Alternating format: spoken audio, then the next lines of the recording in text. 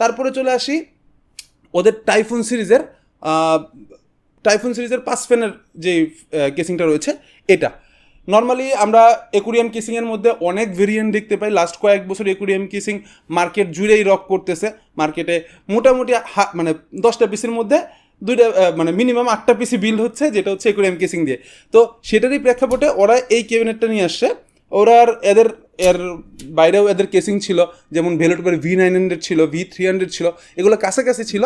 তবে এবার যেটা করছে ওরা, আমরা পিসি পাওয়ারের আইস কিউবের বিষয় বিভিন্ন ভার্সনগুলো দেখে অভ্যস্ত, ভার্সন 1, 2, এরা যেটা করছে সব একবারে নিয়ে আসছে, মানে একবারে সব এক কথায় ঢাইলা দিছে।